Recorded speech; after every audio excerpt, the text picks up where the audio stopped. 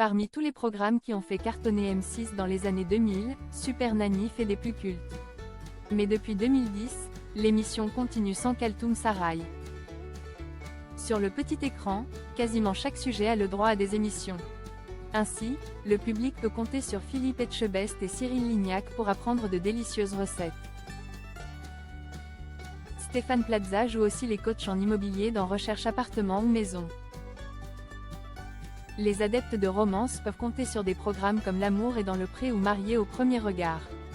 Mais pour les parents ayant du mal à canaliser leurs enfants, il y a Super Nanny.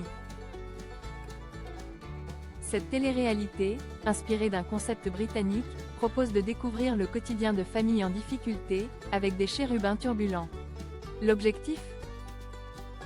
Diagnostiquer les problèmes touchant à l'éducation des plus jeunes, tout en proposant aux parents de mettre en place de nouvelles routines et d'adopter les bons réflexes pour gagner en autorité. De nos jours, c'est Sylvie Genali qui intervient sur le terrain en tant que Super Nanny. Or, avant elle, les téléspectateurs ont connu les conseils d'experts de Kaltoum Sarayı, sur M6. Malheureusement, cette spécialiste de la puériculture a perdu la vie il y a maintenant 14 ans. Kaltoum Sarayı avait marqué les esprits dans Super Nanny. Avec ses cheveux blonds, maintenus en un chignon strict, et ses lunettes rectangulaires, la célèbre nounou n'avait pas de mal à se faire obéir. Née en Tunisie, en 1962, elle a immigré en France en 1979. Mariée et mère de 3 enfants, elle parvient à se former via un CAP petite enfance, puis un diplôme d'auxiliaire en puériculture. Kaltoum Sarayı commence à apparaître dans Super Nanny en 2005.